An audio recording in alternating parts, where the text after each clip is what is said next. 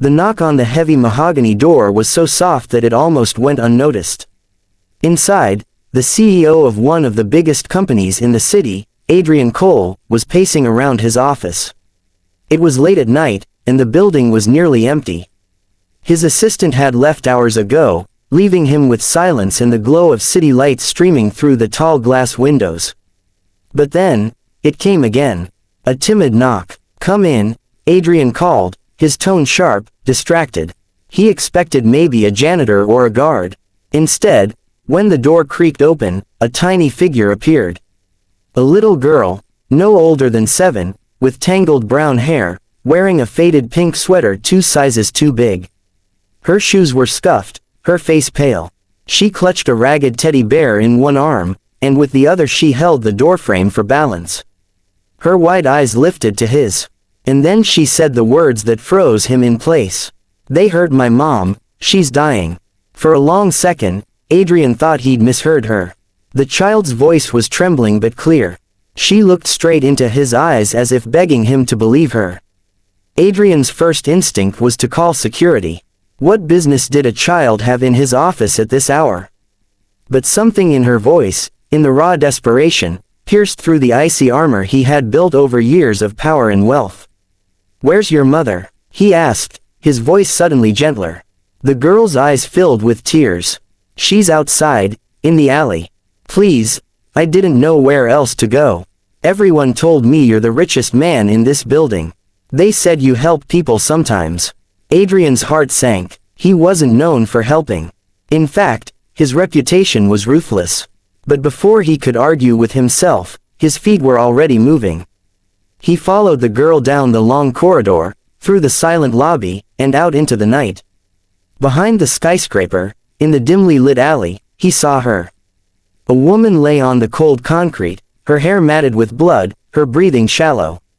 She looked no older than 30. Her clothes were torn, and bruises covered her arms. She had clearly been beaten.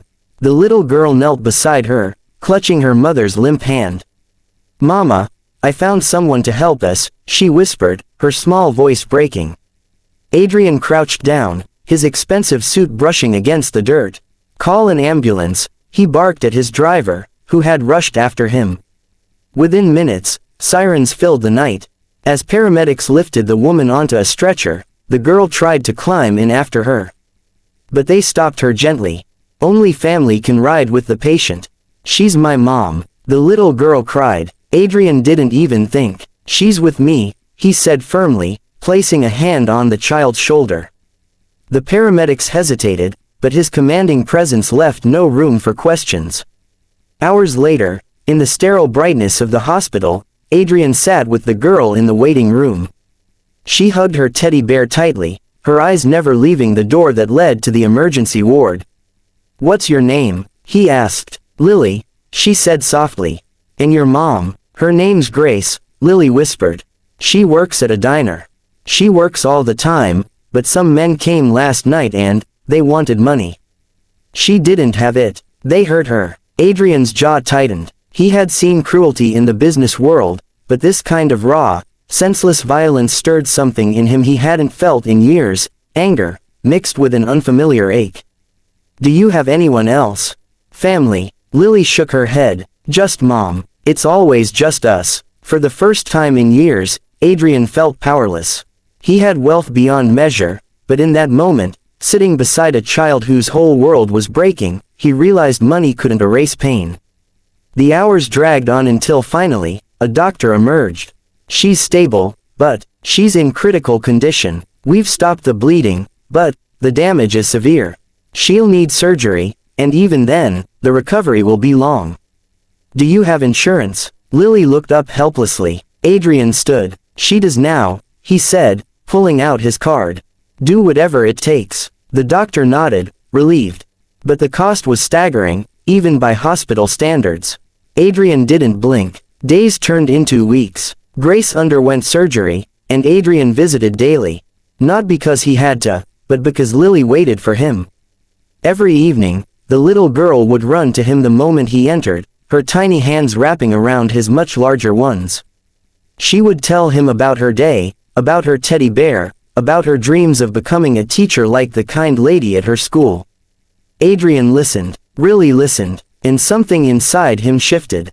He had spent years building walls around his heart after losing his own family in a tragic accident long ago. He had buried himself in work, in success, convincing himself that emotions were weaknesses. But this small girl, with her innocence and her unbreakable hope, was teaching him otherwise. But challenges came. Grace's surgery was only the beginning. She faced months of rehabilitation. Bills mounted despite Adrian covering them. Worse, the men who had attacked her weren't finished.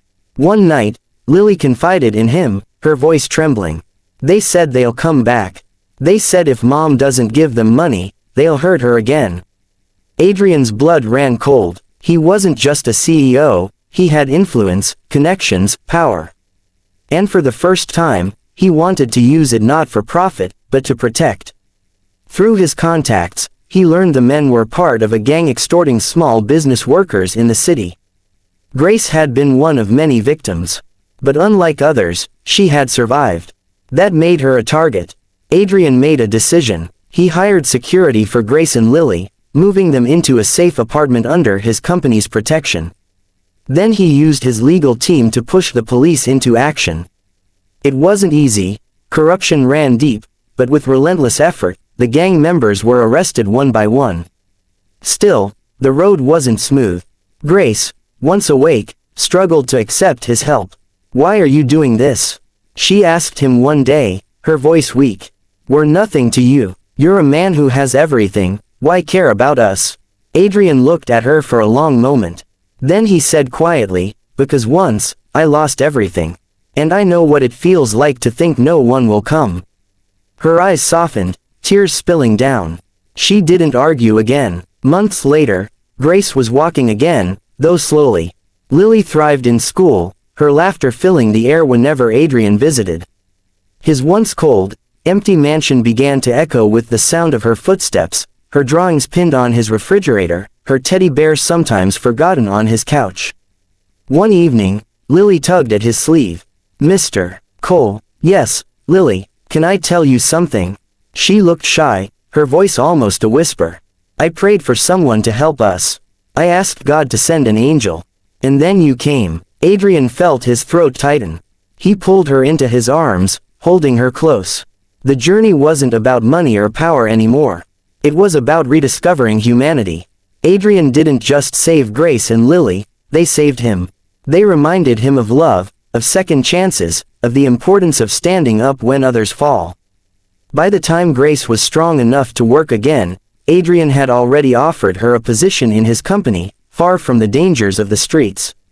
She accepted, not as charity, but as an opportunity. And Lily, well, she had a new father figure she proudly introduced at school events. The story spread quietly among the employees, whispered in awe. The ruthless CEO who once cared only for profits had been changed by a little girl's knock. He wasn't softer in business, but he was no longer cold. He used his wealth to fund shelters for women and children, to fight against the very violence that had almost taken Grace's life. And whenever people asked why, he would remember that night, the timid knock, the trembling voice, and the child who looked up at him and said, "They heard my mom, she's dying." It was a reminder that sometimes the greatest transformations begin not with power, not with wealth, but with a cry for help, and the choice to listen. Message: no matter how successful or wealthy we become, our true worth is measured by the lives we touch, the compassion we show, and the courage to stand beside the broken when they need us most.